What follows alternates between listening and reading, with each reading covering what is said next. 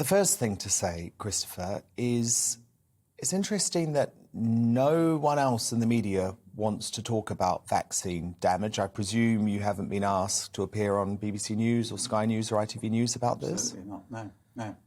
And indeed, in the debate, a fortnight ago, my German debate, some people wanted to put that up on YouTube, and YouTube have taken it down.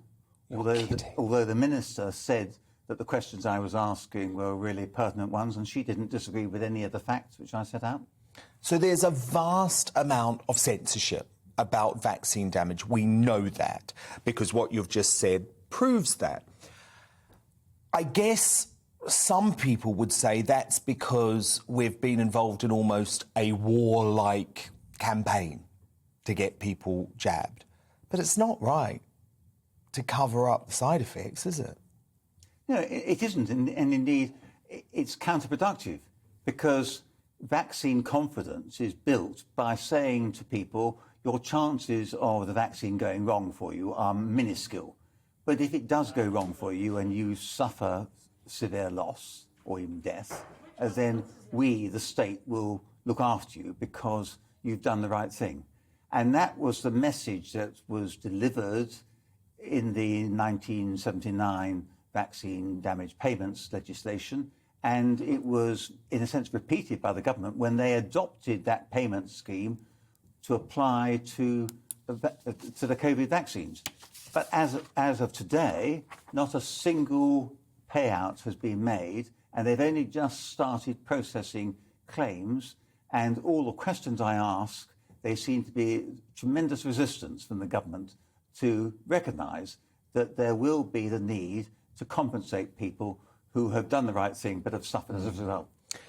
I guess a lot of folk would say that nothing will compensate the family of Kim Lockwood. Right. You know, a young mum, perfectly healthy, died as a result of the vaccine. What should her family be entitled to, in your view? Well, in my view, the minimum under the Damage Payments Act should be £120,000 uprated for inflation, and that hasn't been done since 2007, which would make it about £175,000. That's a drop in the ocean, frankly, but that is nevertheless what should be being paid out without the need to prove fault or liability.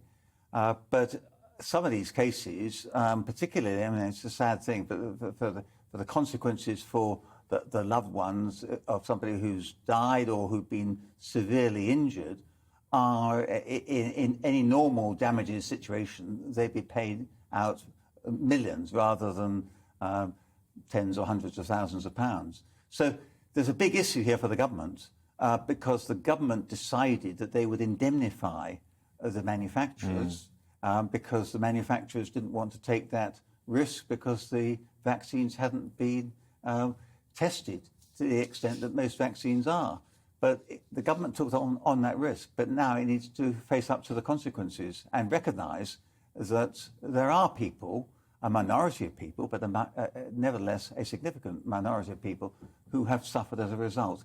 The government was in denial. They were saying that these vaccines were absolutely safe, but more recently the message has changed to being that they are safe for the majority. And my question is, well, what about those who are not in the majority? What's being done to help them? We need that honesty, don't we? Because already last week we're seeing Sajid Javid talking about a second booster, a fourth jab potentially being rolled out to the entire population. Now, that's when I start to think this doesn't make sense. I was prepared to be double jabbed, maybe even prepared to have a booster as part of a great national effort, at some risk to myself as a relatively young man, in order to get the chains off, to unshackle the country after 2 years of horrendous lockdowns, which I don't think ever should have been in place, but that's a whole other story. But a second jab? A second booster, a fourth jab, where there's no evidence that for someone like me who's recovered from COVID now twice, that's going to do any good. Are you worried that the government's just getting itself in deeper trouble here when it comes to vaccine damage? I think so, because not only on the damage front, but also on the effectiveness front.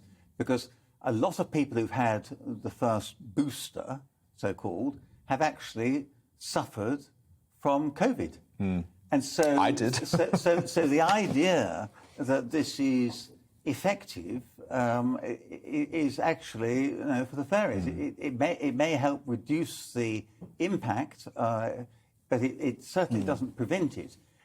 But now we're going right down the age range, and we know that the consequences of getting COVID for somebody of my age is much more severe potentially than it is for somebody of your age, and particularly when we talk about children.